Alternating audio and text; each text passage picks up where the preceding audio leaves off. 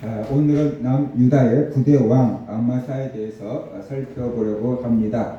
사울 왕, 다윗 왕, 그리고 또 솔로몬, 히스기야 왕 같은 사람들은 우리가 종종 이름을 들어봐서 알만할 겁니다. 그런데 아마샤 왕에 대한 이야기는 많이 들어보지 못했을 겁니다. 아마샤의 인생을 살펴보면 그의 전성기와 쇠퇴기가 아주 분명하게 갈라집니다. 그런데 그의 전성기와 그의 쇠퇴기가 전부 그의 신앙과 맞물려 있다는 것을 볼 수 있어요. 그의 신앙이 좋았을 때는 전성기였고 그의 신앙이 식었을 때는 쇠퇴하게 되었다는 것을 볼 수 있어요. 그렇기 때문에 아마샤의 신앙과 그의 삶이 어떻게 연관되어 있는지 우리가 좀 살펴보는 시간을 가지려고 합니다. 아마샤의 아버지는 요아스였는데 요아스가 하나님을 버리고 신앙이 타락하자 신하들에 의해서 살해가 되었습니다. 아버지가 살해되자 아마샤가 아버지 뒤를 이어서 유다의 왕이 됩니다. 그때 나이가 25세 유다 왕이 되어 가지고 29년 동안 예루살렘에서 다스렸다라고 말씀을 하고 있습니다. 성경은 아마샤의 신앙을 평가하는데 이렇게 평가합니다. 열왕기하 14장 3절 4절 보면 아마샤가 여호와 보시기에 정직히 행하였으나 그의 조상 다윗과는 같지 아니하였으며 그의 아버지 요아스가 행한 대로 다 행하였어도 오직 산당들을 제거하지 아니하였으므로 백성이 여전히 산당에서 제사를 드리며 분향하였더라. 역대하 25장 22절 보면 아마샤가 여호와께서 보시기에 정직하게 행하기는 하였으나 온전한 마음으로 행하지 아니하였더라 라고 이렇게 말하고 있어요. 그러니까 여호와 보시기에 정직하게 행하였다라고 해버리면 좋은데 여호와 보시기에 정직하게 행하기는 하였으나 뭐 이런 식으로 나간 것을 보면은 뭔가 찜찜함이 남지 않습니까? 신앙이 좋긴 좋았는데 뭐 끝까지 가지 못했다라는 그런 표현을 이렇게 표현하고 있는 겁니다. 아마샤가 전성기 때 어떻게 전성기를 맞이하게 됐는가 우리가 한번 살펴보면요. 아마샤의 나라가 굳건하게 세워졌어요. 그러자 이제 아버지를 살해한 신하들을 처형해도 되겠다. 뭐 민심이 요동하지 않겠다 생각이 돼서 아버지를 살해한 신하들을 죽입니다. 그런데 그들을 죽이되 그들의 자녀들은 배신을 일으킨 신하들의 자녀들은 죽이지 않았다라고 말하고 있어요. 우리나라 같았으면 반역을 일으켰으면 삼족을 멸한다 막 이랬을 텐데 삼족 아니고 그 자손들도 죽이지 않고 살려놓고 오직 아버지를 살해하는데 가담한 그 사람들만 죽였다라고 말하고 있어요. 왜 그랬는가? 그것이 모세의 법이었다는 거죠. 모세가 말했어요. 아버지가 죄를 지었다고 해서 자녀까지 죽이면 안 된다. 오직 죄를 지은 사람만 죽여라. 연자제 금지다. 모세가 이런 법을 만들어 놓은 것이에요. 그래서 이 모세의 법을 지키느라고 자기 아버지를 살해한 사람들만 죽였고 그 자녀들은 손도 대지 않았다라고 말하고 있어요. 아마샤가 이렇게 모세의 법을 철저하게 지켰다는 것은 아마샤의 믿음이 좋았다는 거예요? 안 좋았다는 거예요? 아마샤의 믿음이 좋았다는 거예요. 그래서 모세의 법을 놓고 그 법대로 이스라엘 백성들을 다스려 나갔다. 아마샤의 믿음이 이렇게 좋았어요. 그렇기 때문에 그 하나님의 말씀을 지켰고 또 그 나라가 점점 부강한 나라가 될 수 있었던 겁니다. 우리의 신앙이 좋을 때 하나님의 말씀을 지키는 것이에요. 신앙이 좋기 때문에 하나님의 말씀을 지킬 수 있는 힘이 있는 거예요. 그런데 신앙이 식어지면 열정이 식어지면 하나님의 말씀이 지켜지지가 않아요. 내가 하나님 말씀을 지킬 수 있는 힘이 없어요. 그리고 하나님 말씀을 자꾸 양보해요. 그래서 지키지 않게 되는 거다. 그래서 우리의 신앙이 식었는지 좋아졌는지를 보면 하나님의 말씀을 얼마나 지키려고 하는지 하나님의 말씀을 지켜지는지 그런 것들을 보면 신앙이 좋은 거고 지키려고 해도 안 되는 것들을 자꾸만 보면 지킬 힘이 없기 때문에 못 지키는 거거든요. 그래서 신앙이 식어지고 있구나 라는 것을 우리가 알 수가 있어요. 아마샤는 즉위한 후에 군사력을 강화하기 시작했어요. 이 나라를 지키려고 그러면 국방력이 있어야 된다. 그래서 군인들을 모집하고 군인들을 훈련하고 많은 군사력을 강화했어요. 그리고 남쪽 유다 국경 지역을 끊임없이 침범하는 에돔을 정복하려고 했어요. 나라가 약해지니까 에돔 나라가 자꾸만 쳐들어와서 약탈해가고 막 그런 거예요. 그러니까 안정이 안 되는 거고 백성들이 살아도 불안한 거예요. 늘 전쟁의 위협 속에서 살아가니까 늘 불안한 거예요. 그래서 군사들을 딱 이제 재정비를 한 다음에 이 에돔을 정복해야지 이 나라가 편안하게 살겠다라고 해서 에돔을 정복하려고 했어요. 성경에서는 에돔 사람들을 세일 자손이다 이렇게 표현하는데 같은 말이에요. 아마샤가 에돔과 싸우려고 군사들을 모집했어요. 유다와 베냐민 지파에서 30만 명의 군사들을 모집했어요. 그러니까 작은 땅이고 작은 인구에서 30만 명의 군사들을 모집했다는 것은 꽤 많은 군사들을 훈련시켰고 만들었다라는 것이에요. 그런데 이 30만 명을 가지고 에돔을 치려고 하니까 이길 자신이 없는 거예요. 뭔가 군사적으로 압도적으로 위에 있어야지 승리를 할 수 있는데 그게 아니니까 비슷비슷해가지고는 어떻게 돼요? 이길 수 있지 지길지 모르잖아요. 그래서 안 되겠다, 안전하게 싸워야지 그래가지고 은 100달란트를 주고 북이스라엘에 있는 군사 10만 명을 좀 빌려줘. 그래가지고 용병을 이렇게 구한 거예요. 은을 100달란트를 주고 10만 명의 군사들을 동원을 한 거예요. 그래서 40만 명이 되니까 이쯤 되면 이제 해볼만 하지 이런 생각이 되었어요. 40만 명이나 되는 군사들을 딱 보니까 우리가 수적으로 우위인 걸 그러면 이 정도면 이길 수 있어. 아마 에돔 군사들도 이 정도면 도망갈 거야. 아마 그런 생각을 한 것 같아요. 그래서 에돔을 치려고 했어요. 모든 준비가 갖춰졌어요. 근데 이 아마샤가 이때 무슨 생각을 했을까? 그럼 생각해 봐야 돼. 30만 명을 모았고 부족에서 10만 명을 용동으로 구해왔어요. 40만 명이 되니까 이제 아마샤는 이길 수 있다라고 생각이 됐는데 무엇을 의지한 겁니까? 하나님을 의지한 겁니까? 군사력을 의지한 겁니까?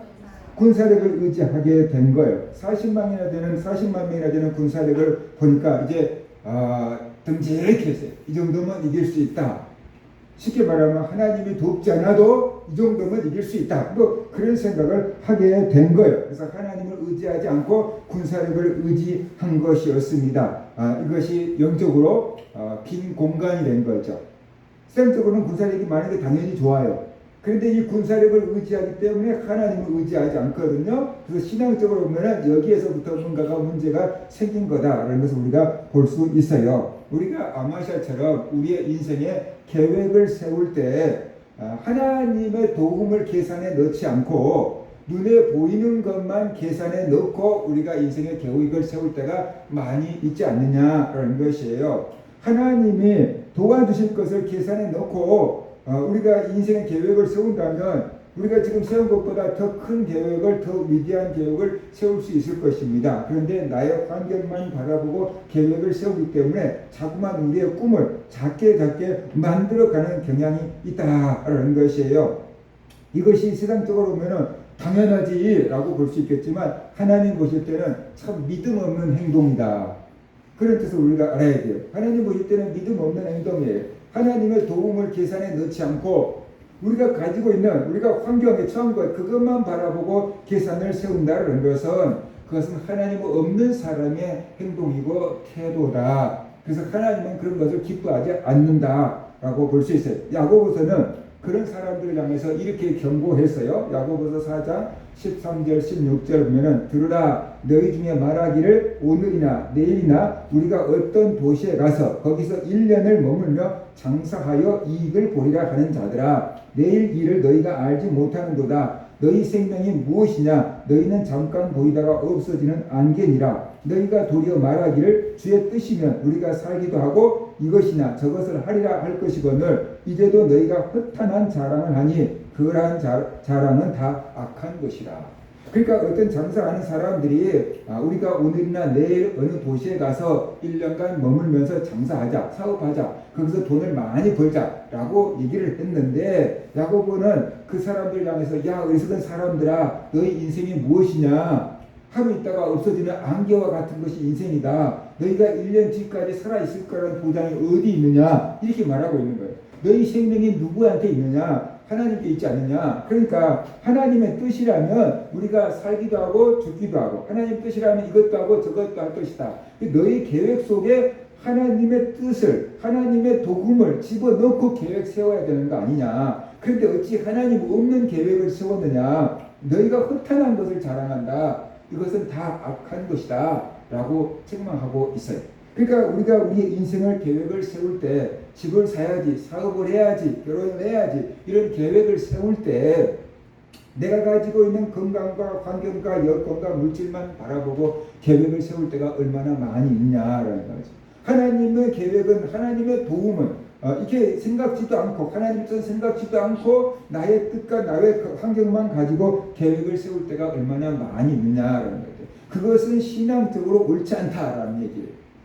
누구나 그럴 수 있어요. 세상 사람들은 다 그래요. 당연한 거예요. 그런데 하나님 보실 때 신앙이 있는 사람이 그런 것은 옳지 않다. 신앙이 있는 사람이 그런 것은 악한 것이다.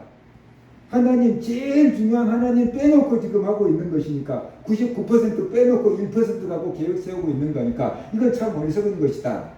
이렇게 지금 말씀을 하고 있는 겁니다. 우리도 아마샤와 같은 실수를 할 때가 많거든요. 우리가 이것이 하나님 보시기 좋은 게 아니다. 그래서 우리가 알아야 돼요. 아마샤는 40만 명의 군사를 준비했어요. 그래서 에돔을 공격할 준비태세가 다 갖춰져서요, 승리 얻을 것만 남아있어요. 이제 공격 명령만 내리면 돼요. 그런데 하나님의 사람, 선지자가 와가지고 아마샤에게 하나님의 말씀을 이렇게 전합니다. 왕이여, 이스라엘 군대를 왕과 함께 가게 하지 마옵소서. 그러니까 이 10만 명의 북이스라엘 군사들을 용병을 불렀는데 그들과 함께 가지 말라는 거예요. 여호와께서는 이스라엘 곧 온 에브라임 자손과 함께 하지 아니하시나니, 하나님이 북이스라엘 군사들과는 함께 하지 않는다. 이렇게 말하고 있어요. 이게 유다 군사들과는 하나님이 함께 해요. 그런데 용병을 10만 명을 북이스라엘 군사들을 붙여왔잖아요. 그런데 하나님이 이 북이스라엘 군사들과는 하나님이 함께 하지 않는데요. 이게 두 군사 합쳐놓으면 하나님이 돕지 않는다는 뜻이에요. 왕이 만일 가시거든 힘써 싸우소서. 하나님이 왕을 적군 앞에 엎드러지게 하시이다. 이스라엘 군대와 함께 간다고 하면은 가서 열심히 싸워보십시오. 싸우거나 마나 왕은 패합니다. 그 얘기하고 있어요. 그러면서 하나님은 능히 돕기도 하시고 능히 패하기도 하시나이다 라고 선지자가 하나님의 메시지를 전해줍니다. 이스라엘에서 돈 주고 사온 용범과 함께 가지 말라는 뜻이. 왜 그러냐? 하나님이 그들과 함께 하지 않기 때문에. 하나님이 함께 하지 않는 사람과는盟约를 맺지 마라. 그 얘기를 지금 하고 있는 거죠. 그러면 하나님이 당신을 돕지 않습니다. 그들을 제껴 넣으면 하나님이 유다와 함께 하겠지만 그 하나님이 싫어하는 사람들과 함께 가면 하나님이 돕지 않습니다. 라고 말하고 있어요. 왜 그런가? 하나님을 의지하지 않고 저 북이스라엘 사람들을, 용병들을 의지하기 때문에 하나님이 돕지 않는다는 거죠. 북이스라엘 사람들이 너희를 이기게 해주나 봐라. 나는 가만히 뒷짐지고 있을 거니까 한번 너희끼리 싸워봐. 하나님께서 이렇게 하신다는 거예요. 근데 그들을 돌려보내고 하나님만 의지하면 하나님이 도와주시겠다. 이기게 해주겠다. 그런 뜻이에요. 전쟁을 앞에 두고 있는 사람은 사기가 충천해야 되잖아요. 승리에 막 이렇게 확신을 불어 넣어줘야지 군인들도 나가서 싸울 수 있잖아요. 아니, 지도자인 왕도 승리를 확신해야지 나가서 용기 있게 싸울 거 아니에요. 근데 싸우나 마나 집니다 라고 선지자가 얘기를 했으니 전쟁을 앞두고 가장 듣기 싫은 소리를 한 겁니다. 누가 이런 예언을 왕에게 할 수 있겠습니까? 당장에 자기 목이 잘릴 수도 있는데 누가 왕 앞에서 이런 예언을 할 수 있겠습니까? 하나님이 보내셨기 때문에 이런 말씀을 한 거죠. 내 목이 잘려져도 하나님이 하라고 했기 때문에 선지자가 와서 그런 메시지를 전해준 겁니다. 그래서 이렇게 우리에게 하나님의 메시지를 전해주는 사람이 있다는 것, 그것이 복이다. 그것을 우리가 알아야 돼요. 우리에게 하나님의 말씀을 전해줄 수 있는 사람이 있다는 게 복이에요. 우리를 믿음 안에서 바른 길로 인도해 줄 사람이 있다는 게 우리에게 복이에요. 왜냐 그러면은 우리가 믿음 안에서 바른 길로 인도해 주고 싶은 마음이 있어요. 그런데 그 사람에게 얘기하는 것은 절대로 쉽지가 않아요. 왜냐하면 내가 이 이야기하면 저 사람이 어떤 반응을 보일지는 우리는 모르잖아요. 믿음이 식어진 사람일수록 오해하고 거절할 가능성이 많고 상처받고 그럴 가능성이 더 많거든요. 그러니까 시험들 얘기는 될 수 있으면 하지 안 하고, 속상할 얘기는 될 수 있으면 하지 안 하고, 기분 상할 얘기는 될 수 있으면 하지 않으려고 해요. 목사님도 그렇고 성도들도 그렇고.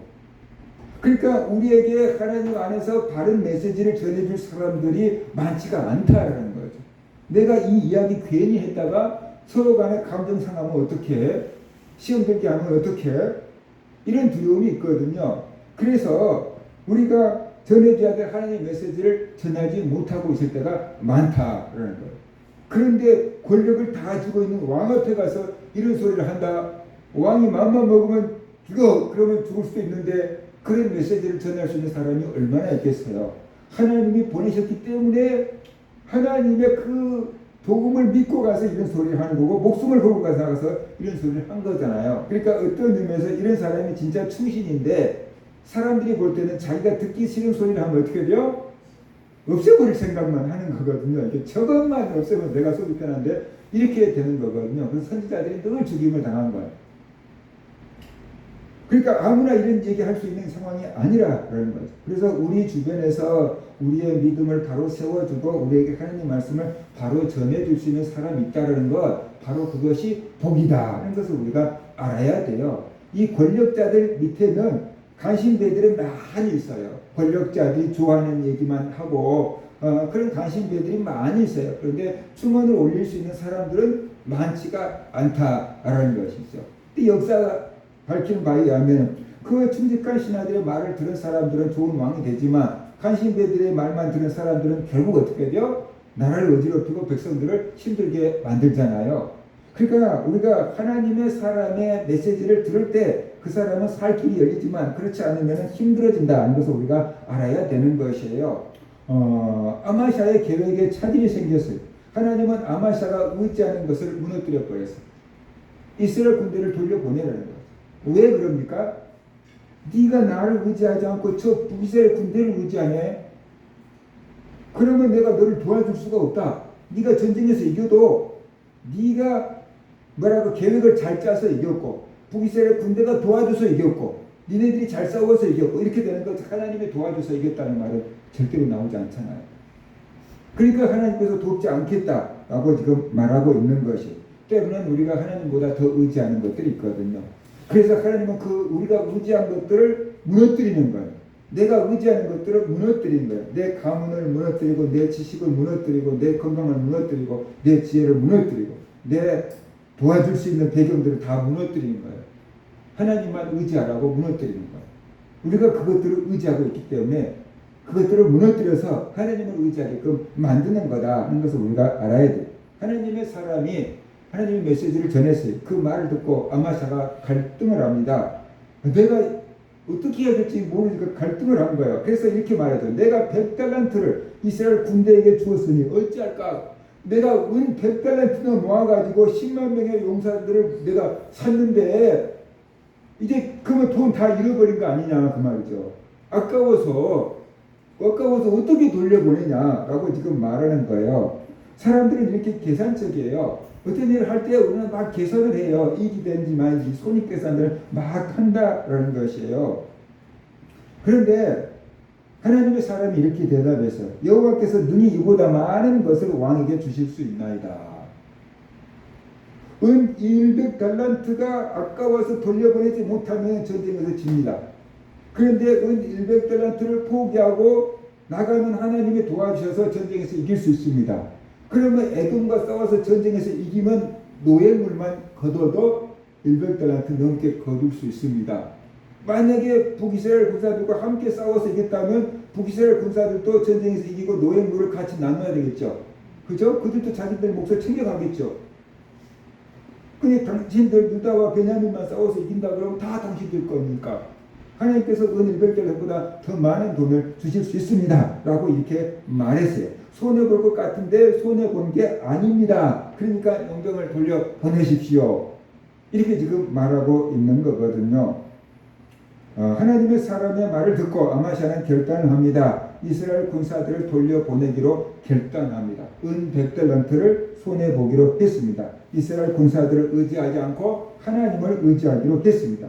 이렇게 결단하는 것은 쉽지 않습니다. 아마샤가 이런 결단을 낼 수 있었다는 것은 아마샤가 그만큼 믿음이 있었기 때문에 이런 결단을 할 수 있었다. 아마샤가 믿음이 있다는 증거가 뭐냐면 선지자의 말을 가장 듣기 싫은 전쟁에서 피합니다. 그런 소리 하잖아요. 당신이 대권 앞에서 엎드릴 겁니다. 그런 얘기를 하잖아요. 그럼 우리 같으면 저놈을 없애버려 라고 이렇게 해야 되는데 그 사람의 말을 듣잖아요. 죽이지 않잖아요. 그러니까 하나님의 사람으로 대접한 것을 볼 때 아마샤가 믿음이 좋다는 것이고 은 100달란트가 아까워서 어떻게 해요? 그랬단 말이에요. 그랬더니 하나님이 그보다 더 많은 것을 주실 수 있습니다. 라고 하니까 그 말도 믿고 북이스라엘 군사들을 돌려보내는 것을 볼 때 아마샤가 믿음이 참 좋다라는 것을 볼 수 있습니다. 손해 볼 것을 각오하지 않으면 하나님의 말씀을 따를 수가 없을 때가 있습니다. 하나님의 말씀을 따르려면 손해 볼 것을 각오해야 될 때가 많습니다. 예수님은 살고자 하면 죽고 주를 위하여 죽고자 하면 산다 그랬어요. 마태복음 16장 25절 누구든지 제 목숨을 구원하고자 하면 잃을 것이요 누구든지 나를 위하여 제 목숨을 잃으면 찾으리라 라고 말씀을 했어요. 아마샤 왕처럼 하나님의 사람의 권면을 받아들이는 게 복입니다. 그것이 지혜고 그것이 성공하는 비결이다. 그런 것을 우리가 알 수 있어요. 믿음의 결단을 내리는 것이 복입니다. 그것이 사는 길입니다. 아마샤처럼 하나님의 말씀에 순종하는 그런 성도들 되시기를 주의 이름으로 축원합니다. 우리가 하나님 말씀에 순종해야 돼요. 그런데 그 순종하는 것이 사실 쉽지가 않아요. 순종이 되지 않아요. 그러면 순종하려고 그러면 우리가 믿음이 있어야 돼요. 하나님에 대한 믿음, 하나님의 그 말씀에 대한 신뢰, 이것이 있을 때 우리가 순종할 수 있는 거예요. 믿음이 있지 않으면 절대로 순종할 수가 없어요. 왜냐하면 우리의 인간적인 계산을 보면 분명히 손해 볼 거거든요. 그리고 승리한다는 보장이 없거든요. 그러니까 우리가 순종을 할 수가 없어요. 그런데 우리가 하나님을 신뢰하고 하나님의 말씀을 믿을 때 순종할 수 있어요. 그러면 우리가 생각하지 않는데 안 될 것 같은데 하나님이 되게 하는 그 역사가 있다라는 것이에요. 그렇기 때문에 우리는 그 보이지 않는 그 승리를 믿고 보이지 않는 하나님의 도움을 믿고 순종하는 거다. 그것이 믿음이다 하는 것을 우리가 알아야 됩니다. 우리가 머리로 계산 다 해가지고 딱 될 것 같아가지고 하는 것은 믿음 없어도 할 수 있는 거예요. 그죠? 믿음 없어도 딱 계산 뽑아보니까 이게 당연히 되네, 이기네. 그것은 믿음 없어도 할 수 있는 거예요. 믿음 없는 사람들도 딱 데이터 뽑아보고 승리 확률 높으면은 배팅할 수 있다는 거예요. 근데 이게 도저히 계산상으로는 안 되는 건데 순종하는 것은 믿음이 있어야지만 할 수 있는 거다. 이런 것을 우리가 알아야 됩니다. 아마샤는 에브라임 온 군사들을 돌려보냅니다. 에브라임에서 온 군사들은 화를 내며 돌아갑니다. 우리가 인간적으로 생각하면 자기들이 은 100달러를 받고 전쟁에 참여했어요. 그런데 은 100달러 돌려주지 않아도 돼. 도와주지 않아도 돼. 그냥 돌아가. 라고 한다면 야 일도 안 하고 공짜로 은 100달러 벌었다 하고 좋아서 가야 될 건데 이 사람들은 화를 내며 돌아갔어요. 왜 화를 내며 돌아갔나 그러면 저 남유다 왕 아마샤가 우리를 믿지 못하는구나. 전쟁터에서 우리가 자기들을 도와주고 자기들 편이 된다는 것을 못 믿으니까 우리를 의심하니까 돌아가라고 하는구나. 그렇게 생각이 됐어요. 언제는 우리의 도움이 필요하다고 돈 100달러나 주면서 와서 도와주세요 그러더니 이제는 그냥 돌아가 라고 하니까 자기들 입장에서는 불신당한 거잖아요. 그러니까 화가 나서 돌아간 거예요. 화를 내며 돌아갔어요. 그 사람들이 또 돌아가면서 해코지합니다. 유다 땅을 약탈했어요. 돌아가면서 유다 땅을 약탈하면서 유다 사람 3,000명을 죽이고 값진 물건도 빼앗아갔다라고 성경은 말씀을 하고 있어요. 그러니까는 그들의 도움을 받으려고 불러들였는데 물론 약속을 어기고 돌려보내긴 했지만 그 사람들이 어떻게 돼요? 3,000명이나 죽이고 유다 땅을 약탈하는 그 도둑같은 놈들을 불러들였던 거다라고 우리가 볼 수가 있어요. 전쟁터에서 같이 싸웠다 그러면 더 많은 것들을 약탈해 갔겠죠. 그러니까 하나님께서 그 이스라엘 백성들과는 함께하지 않는다. 그들 돌려보내라라고 말씀하신 겁니다. 이제 30만 명의 용병이 돌아갔어요. 아니 이게 10만 명의 용병이 돌아가고 30만 명의 유다 군사만 남게 됐어요. 이길 수 있다는 보장이 없어요. 숫자가 확 줄어버렸어요. 두려웠어요. 그런데 11절 보면 아마샤가 담력을 내었다. 에돔과 싸우는데 아마샤 왕이 담력을 냈다라고 말합니다. 다시 말하면 용기를 냈다라는 것이. 아마샤가 어떻게 용기를 냈습니까? 하나님이 도와줄 것을 믿고 용기를 낸 것입니다. 눈에 보이는 이스라엘 군사를 의지하지 않고 눈에 보이지 않는 여호와의 군대를 의지하게 된 것입니다. 여호와의 군대가 있어요. 사람 군대는 육의 눈으로 보여요. 근데 눈에 보이지 않는 여호와의 군대가 있어요. 그 눈에 보이지 않는 여호와의 군대가 자기를 도와줄 것을 믿은 것입니다. 그래서 하나님을 의지하고 용기를 냈어요. 하나님이 도와줄 거야. 하나님이 이게 해줄 거야. 이것이 바로 아마샤의 믿음이었다. 이런 것을 우리가 알아야 됩니다. 하나님이 군사가 있어요. 여호와의 군대가 있어요. 전쟁은 여호와 거라고 했어요. 그 소리가 뭐냐면 전쟁에서 승리하느냐 실패하느냐 그것이 하나님의 손에 달려있다는 뜻이거든요. 그래서 전쟁은 여호와의 것이라 그랬어요. 근데 하나님의 군대가 있어요. 보이지 않는 하나님의 군대가 있어요. 아람 군사들이 엘리야가 있는 성읍을 다 포위를 해버렸어요. 그러니까 사원이 우리 영 죽었습니다. 포위됐습니다. 빨리 나갈 길이 없습니다. 그런데 엘리야가 뭐라고 합니까? 우리와 함께한 군사가 그들보다 더 많다. 그러면서 이 사원의 문을 열어주세요. 기도했더니 눈이 열리니까 여호와의 군대가 어떻게 돼요? 다 자기들을 지키고 보호하고 있는 게 보이잖아요. 하나님의 군대가 있어요.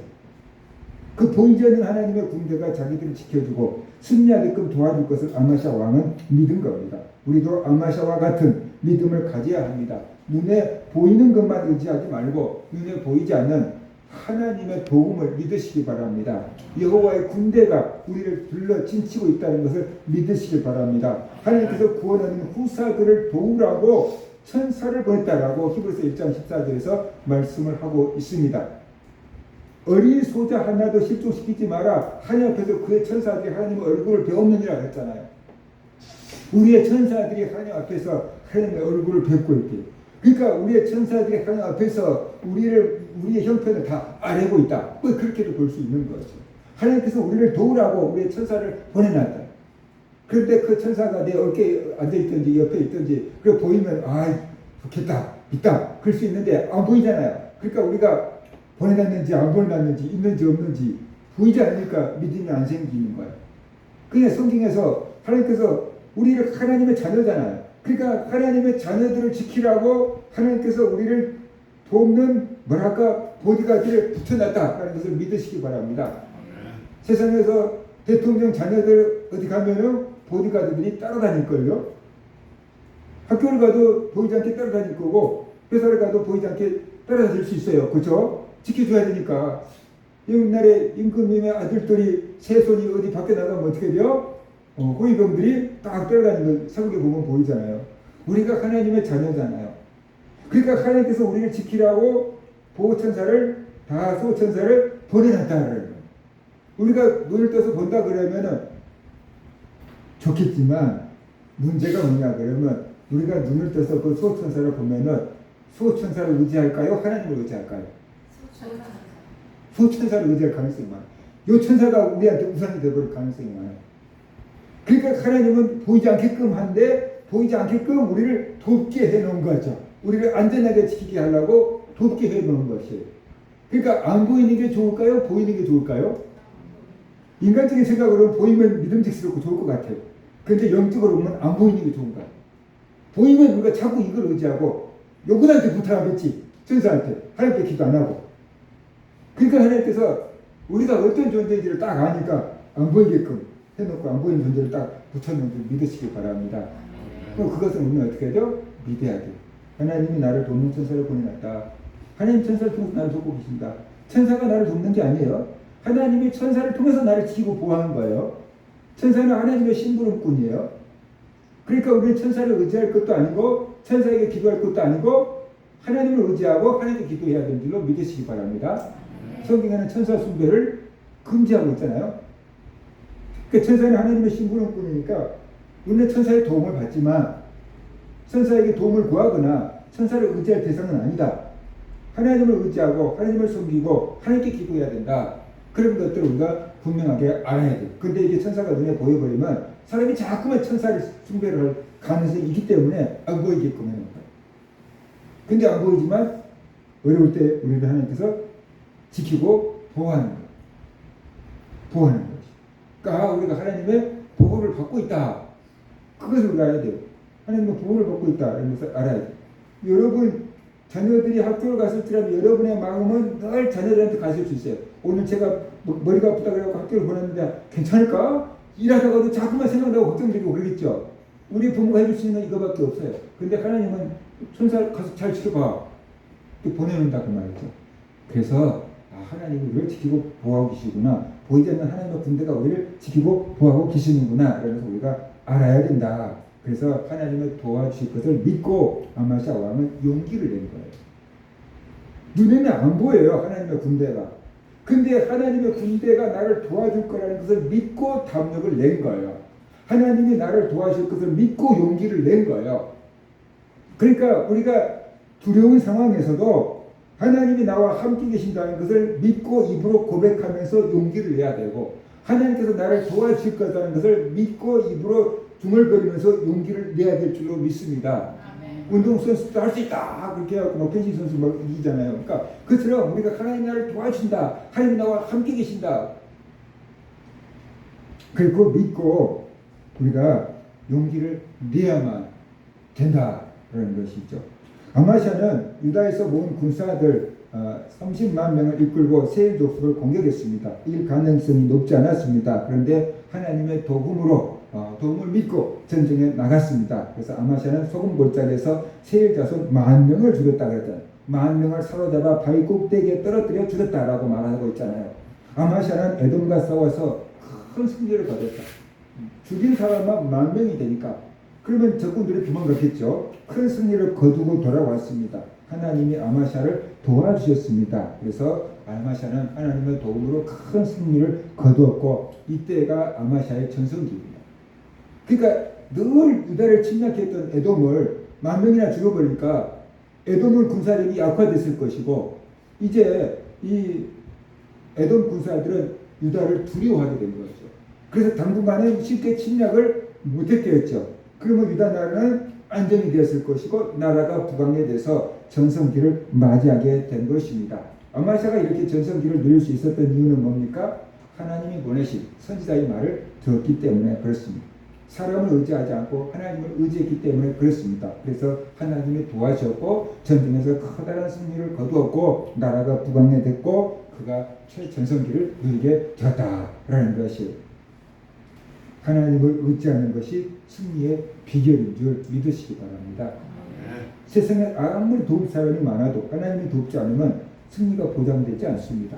그런데 나를 도울 사람이 한 명도 없다고 할지라도 하나님이 도와주신다면 그 사람은 승리할 줄로 믿습니다. 그러니까 우리의 승리는 하나님의 도움에 있는 것입니다. 하나님이 나와 함께 계시고 하나님이 나를 도와줄 때 나는 승리할 수 있다. 그러니까 우리는 하나님을 의지해야 되는 것입니다. 그 다음에 이제 아마샤가 쇠퇴기에 접어듭니다. 최정상을 찍으면 그 다음에 이제 하얀 곡선을 긋게 돼 있잖아요. 그래서 쇠퇴기에 빠지는데, 아마샤가 에돔과의 싸움에서 이기고 큰 승리를 거뒀어요. 근데 아이러니하게 이 큰 승리가 이 아마샤의 발목을 잡았어요.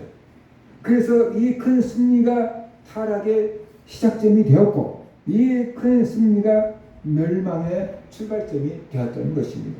그 과정을 크게 두 가지로 선택한 얘기를 하는데, 첫 번째는 우상숭배다, 두 번째는 교만이다, 이렇게 말하고 있어요.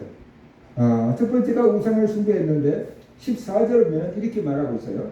아마샤가 에돔 사람들을 죽이고 돌아올 때 세일 자손의 신들을 가져와서 자기의 신으로 세우고 그것들 앞에 경배하며 분향한지라, 이렇게 말하고 있어요. 이게 무슨 뜻입니까? 아마샤가 세일 족속들을 싸워서 물리쳤어요. 그들이 도망갔어요. 큰 승리를 거두었어요. 세일 족속들이 가지고 왔었던 물건들, 돈 되는 것들을 노략했어요. 그런데 그 중에 신상이 있었던 거죠. 세일 족속들이 전쟁을 하려고 할 때 자기들이 믿는 신을, 형상을 만들어서 금으로 만들어가지고 그걸 전쟁 때 가져와서 이게 해주세요, 이게 해주세요, 이 도움을 구한 아마 그런 신상이 있었을 거예요. 근데 그 신상을 아마샤가 가져온 거예요. 왜냐하면 금등이니까. 돈 되는 거잖아요. 좋은 거니까요. 가져온 거예요. 가져와서 보니까 그럴듯하게 생겼어요. 이게 뭔가 힘이 있고 뭔가 도와줄 수 있을 것처럼 생겼어요.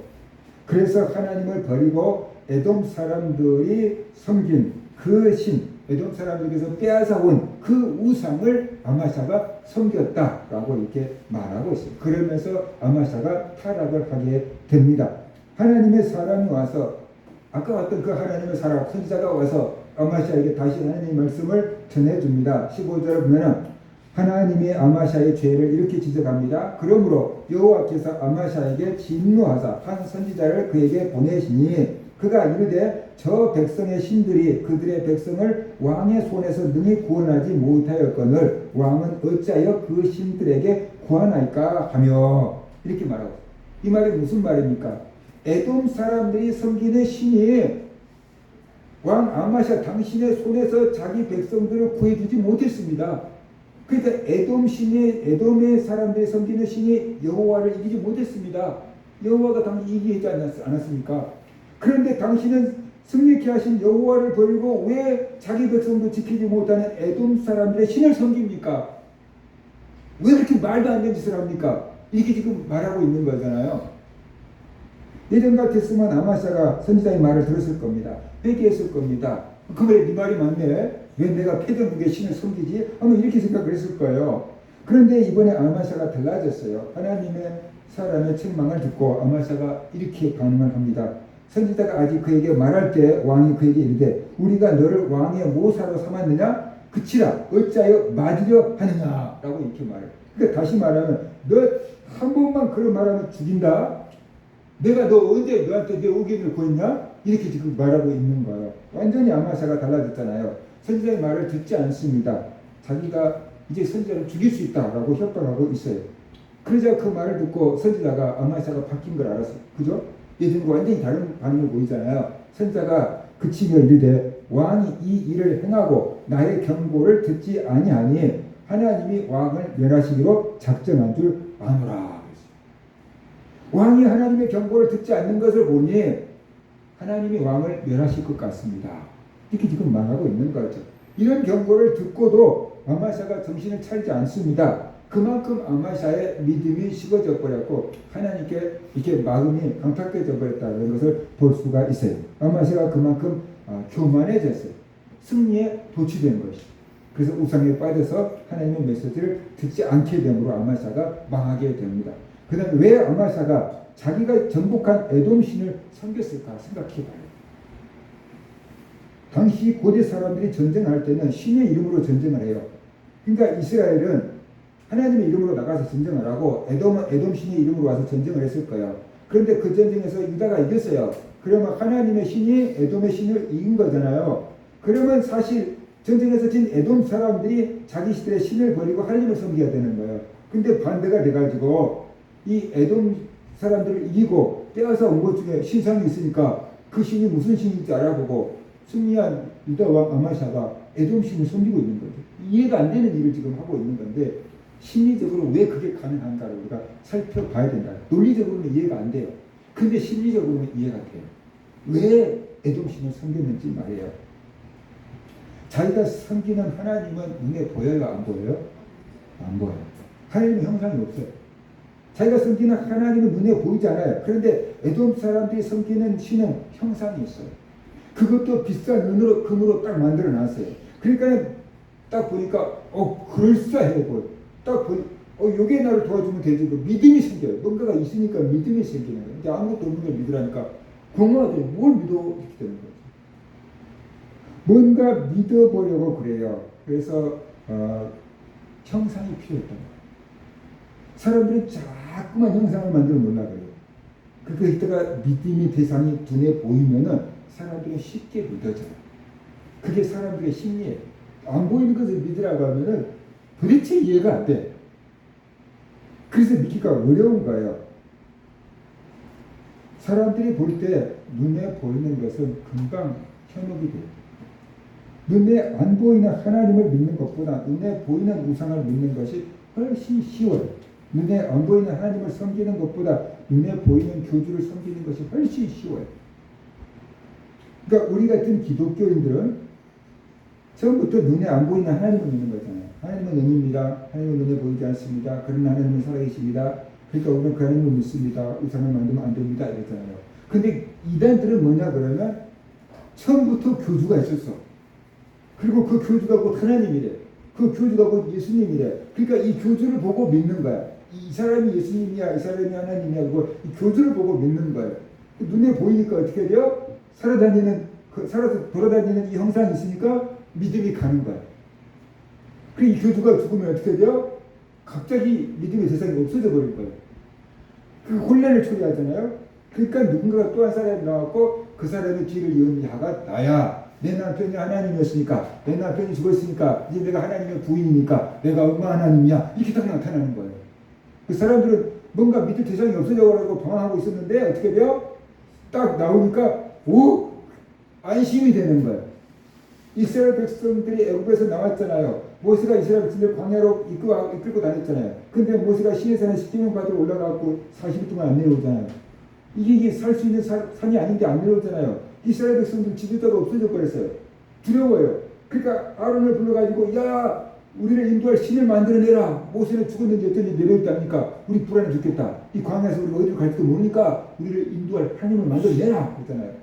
그러니까 아론이 어떻게 해요? 니네들 금붙이 다 가져와 그래가지고 금을 녹여가지고 금송아지 영상을 딱 만들어 놓고 이것이 애굽에서 우리를 인도해낸 하나님이다. 그러니까 이스라엘 백성들이 거기서 막 소고치면서 춤추면서 막 할렐루야 그러면서 막 평안하다는 거죠. 즐겁다는 거죠. 안정이 된다는 뜻이잖아요. 이것이 종교 심리인 거죠. 뭔가 눈에 보이면 안정이 돼요. 안정이 돼요. 근데 눈에 보이지 않으면 어떻게 돼요? 불안해. 근데 하나님은 눈에 보이지 않아. 눈에 보이지 않는 하나님을 믿으라 그래. 그러니까 불안해. 안 도와주면 어떡하지? 안 되면 어떡하지? 진짜 하나님 믿는가? 이제 근데 신장을 딱 갖다 놓으면 여기 있네. 도와줄 것처럼 생겼네. 인자한 모습을 하고 있잖아요. 도와줄 것처럼 생겼네. 예수님은 십자가 못 박혀서 고통스러운 모습으로 있는데 저기 앉아있는 사람이 이렇게 아주 인자한 모습을 하고 앉아있잖아요. 그러니까 도와줄 것처럼 생겼네. 이렇게 되는 거죠. 사람들이. 그래서 거기에 심리적으로 위안을 얻으니까 우상을 섬기고 위안이 되니까 교주를 따라다니는 거예요. 그게 사람들의 심리인 거예요. 그래서 아마샤도 눈에 안 보이는 하나님보다 뭔가 형상이 있는 그것이 더 쉽게 믿어졌다는 거예요. 근데 문제는 이거예요. 눈에 보이는 것이 사람들의 심리에 안정을 줄 수 있어요. 근데 눈에 보이는 것은 이미 물질이 됐다는 것이고 물질이 됐다는 것은 시간과 공간의 제한을 받아버린다는 것이. 그래서 내가 여기에 있으면서 저기에 있을 수가 없잖아요. 물질적인 존재는. 근데 하나님은 영이셔요. 그러니까 여기에도 존재하지만 저기에도 존재해요. 나의 안에도 계시지만 여러분 안에도 계시고 언제 어디서나 우리와 함께 계실 수 있는 분이 하나님인 거예요. 그러니까 우리가 진짜 신을 섬기고 있는 거예요. 저 사람들이 섬기고 있는 우상은 사람들이 만들어 놓고 이게 신이야 그러고 만들어 놓고 여기다가 섬기고 있는 거예요. 사람들이 나무를 깎고 거기다가 금을 입히고 그래가지고 이걸 신이라고 섬기고 있는 거예요. 근데 우리가 섬기는 신은 우리를 만드시고 온 세상을 만드신 창조주를 섬기고 있는 거예요. 우상은 사람이 만들어 놓은 거고 하나님은 천지를 만드신 창조주.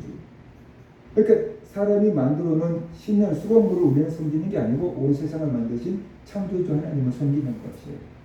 믿습니까? 믿음의 질적인 차이가 있는 거예요. 근데 사람들이 이렇게 생각을 안 하고 심리적으로 빨리 위안이 되는 것을 찾아버리는 거예요. 심리적으로. 그래서 우상을 섬기고 우상을 걸고 다니고 사람의 있는 움직이는 교주를 막 섬기는 다 늙어갖고 막 이제 막 휠체어 타고 다니는 교주를 막 섬기는 거예요. 하나님처럼. 이게 없어지면 또 누군가가 데이터가 나와요. 절대 안 없어져요. 우상 종교가. 이단이 절대 안 없어져요. 그 이단 교주가 죽으면 망할 것 같지만 절대 망하지 않습니다. 또 누군가가 나와서 파가 갈라져서 또 존재합니다. 이게. 왜냐하면 그 사람들은 교주를 봐야 돼요. 그 사람들은 눈에 보이는 하나님을 섬겨왔어요. 처음부터. 그렇기 때문에 눈에 보이는 하나님 꼭 있어야 돼요. 안 보이는 하나님을 믿으라고 못 믿어요. 그래서 하나님은 형상을 만들지 마라. 나는 시간과 공간의 제한을 받는 신이 아니다. 니네들이 만든 존재가 피조물이 아니다. 나는 니네들을 만든 창조주다. 그러니까 내 형상을 만들지 마. 이렇게 말씀하십니다.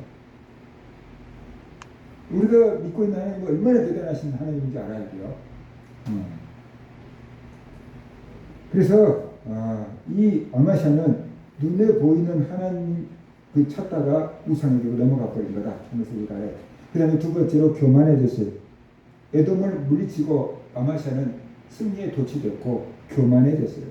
우상 숭배를 회개하라는 선자의 말을 듣지도 않고 그리고 북이스라엘 왕에게 도전장을 내밀고 남쪽 유다는 2지파 북쪽 이스라엘 10지파 그 5배가 크지요.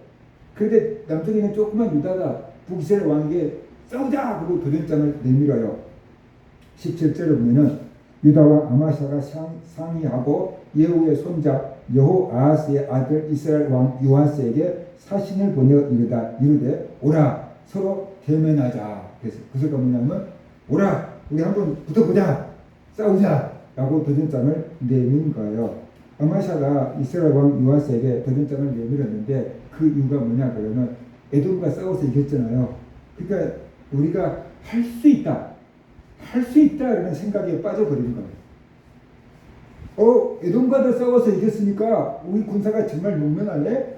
북이스라엘도 이길 수 있겠네? 하고 붙어보자 이렇게 하는 거예요. 동네 UFC에서 한번 딱 이기고 나더니 UFC 세계 챔피언한테 한번 붙어보자 하고 똑같 나가 우리 동네에서 짱이거든 이렇게 세계 챔피언한테 한번 붙어보자라고 하는 것하고 비슷한 상황이 지금 벌어진 거예요. 그만큼 승리에 도취됐고 교만한 거예요. 그래서 아마샤의 도발을 받고 이스라엘 왕 요아스가 보니까 정말 저 까불고 있네 그 생각이 들잖아요. 그래서 이렇게 말했어요. 이스라엘 왕 요아스가 유다 왕 아마샤에게 사람을 보내어 이르되 레바논 가시나무가 레바논 백향목에 전가를 보내어 이르기를 내 딸을 내 아들에게 주어 아내로 삼게 하라 하였더니 레바논 들짐승이 지나다가 그 가시나무를 짓밟았느니라 그랬어요. 그러니까 이 비유가 뭐냐 그러면 유다 나라 왕 아마샤 너는 레바논에 있는 가시나무와 같고 나는 레바논에 있는 최고로 좋은 나무 백향목과 같다. 그런데 어떻게 이 가시나무 네가 백향목 우리 딸을 너한테 주어서 아내를 삼게 하자고 하느냐. 그 가시나무는 지나가던 들짐승이 밟아도 없어져 버릴 거다. 이렇게 얘기하고 있어요. 그러면서 이제 해석을 합니다. 네가 에돔 사람을 쳤다고 네 마음이 교만하여 자긍하는 거다. 내 궁에나 있으라. 어찌하여 화를 자초하여 너와 유다가 함께 망하고자 하느냐 그랬어요. 그 소리가 뭡니까? 네가 에돔을 물리쳤다고 교만해서 이제 나에게 도전장을 내미는데 그러다가 죽는다. 그러니까 교만하지 말고 에돔에서 얻은 승리나 즐겨라. 그렇게 지금 말하고 있는 거예요. 그러나 교만해질 대로 교만해진 아마샤는 그 말을 들을 리가 없잖아요. 계속 싸우자고. 무서우니까 네가 피하는 거지. 싸우자고 이렇게 된 거예요. 그래서 이스라엘 왕 요아스가 아마샤를 공격했어요. 저거 가만 놔두면 안 되겠네. 본때를 보여주자. 그리고 북이스라엘 군사들을 이끌고 공격을 했어요. 그래서 베스메스에서 전쟁이 일어났어요. 그 결과가 어떻게 됐을까요? 아마샤가 패했어요. 아마샤가 북이스라엘 왕에게 사로잡혔어요. 그러니까 북이스라엘 왕이 유다 왕 아마샤를 끌고 예루살렘에 와가지고 자기 왕이 포로가 돼가지고 자기 나라에 들어온 거예요. 그러니까 백성들이 어떻게 돼요? 이미 전쟁 끝나버린 거지. 왕이 잡혀버렸으니까. 그 왕 앞에서 하나님의 성전에 있는 금과 은과 보물들을 다 북이스라엘 군사들이 훔쳐가고 예루살렘 성벽을 허물고 그리고 사람들을 쓸만한 사람들을 포로로 끌어가는데 아마샤 왕은 아무것도 할 수 없었어요. 자기가 포로로 잡혀있으니까. 그래서 부강해졌던 나라가 왕궁 허물고 지고 성전에 있는 보물들 뺏기고 쓸만한 백성들 포로로 끌려가고 왕 포로가 되고 사로잡히고 아무것도 할 수 없는 나라가 됐어요. 아마샤는 어떻게 됐습니까? 그 이후에도 아마샤는 15년을 더 살았는데 왕다운 왕이 될 수가 없었던 거예요. 그러다가 반역자들에게 의해서 죽임을 당합니다. 27절 28절 아마샤가 돌아서서 여호와를 버린 후로부터 그러잖아요.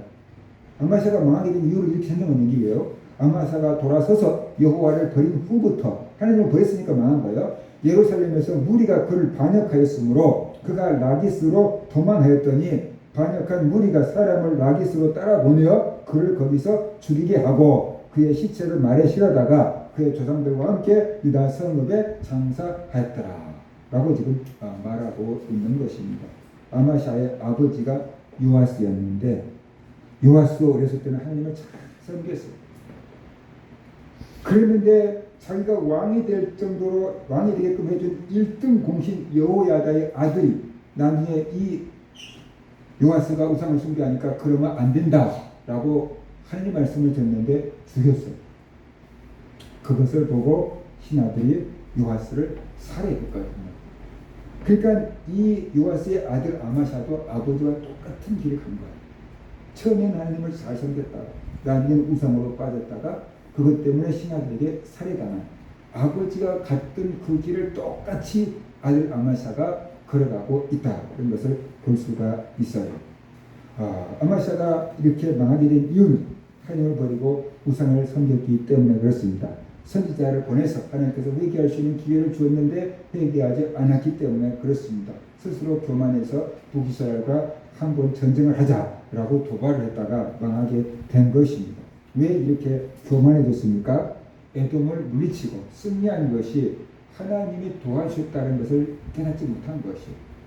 자기들이 용맹하고 자기들이 지혜로워서 이겼다라고 생각을 한 거예요. 그러니까 승리에 도취됐고 교만했고 하나님께 감사를 드리지 않았어요. 에돔과 싸워서 이기고도 큰 승리를 거두고도 하나님께 감사를 하지 않았어요. 자기가 싸워서 이긴 줄 알았어요. 그러니까 북이스라엘도 이길 수 있다는 착각에 빠지게 된 거고 도발하게 된 거고 그래서 망하게 된 거다라는 것을 우리가 알아야 돼요. 아마시아를 통해서 우리가 배울 수 있는 것이 무엇입니까? 우리의 성공과 실패가 신앙과 연결되어 있다는 것이 하나님을 의지하면 승리하지만 하나님을 버리면 망한다는 것입니다. 하나님이 도와주시지 않으면 살 수가 없는 것이 성도들입니다. 그러니까 우리는 하나님을 의지해야만 된다는 것입니다. 그리고 우리가 잘 될 때 교만하지 말아야 됩니다. 잘 될 때 교만하지 않으려고 하면은 나의 지혜와 나의 노력으로 이렇게 잘 됐다는 착각을 버려야 돼. 하나님이 도와주셔서 이만큼 됐다. 하나님이 도와주셔서 이만큼 살 수 있다. 하나님의 은혜가 있었기 때문에 내가 이렇게 살 수 있다는 것을 알아야 돼. 그래서 잘 될 때에도 하나님께 영광을 돌려야만 된다. 하나님을 찬양해야 된다. 하나님께 영광을 돌려야 된다. 그럴 때 교만해지지 않고 하나님 신 은혜와 복을 누릴 수가 있는 것입니다. 아마샤가 아버지한테 안 좋은 것을 그대로 물려받았어요. 아버지가 처음에는 요아스가 특별히 하나님을 잘 섬겼다. 나중에는 우상숭배로 넘어갔다가 그 때문에 살해당했는데 이 아마샤도 똑같이 아버지 요아스와 똑같이 처음에는 하나님을 잘 섬겼다가 나중에 교만해서 우상을 섬겼다가 그랬다가 신하들한테 또 살해당하는 똑같은 역사가 반복되고 있잖아요. 그래서 부모들한테 좋은 것을 본받아야 돼. 부모들한테 안 좋은 것을 본받지 말고 좋은 것을 본받아야 돼. 그대로 답습할 것이 아니고 좋은 것만 본받고 안 좋은 것은 고칠 수 있는 지혜가 우리에게 있어야 됩니다. 우리 모든 성도들 우리의 신앙이 1년 2년 하고 끝나는 거 아닙니다. 우리가 예수를 믿는 순간부터 죽어서 하는 날에 갈 때까지 우리는 신앙생활을 하는 것입니다. 그러다가 보니까 꾸준하게 신앙이 올라가는 경우도 있지만 오르락내리락 하는 경우도 있고 처음에는 좋았는데 나중에는 우상숭배자가 되버릴 수도 있고 처음에는 하나님을 거역했는데 나중에 회개하고 용서받고 인정받는 왕이 될 수도 있어요.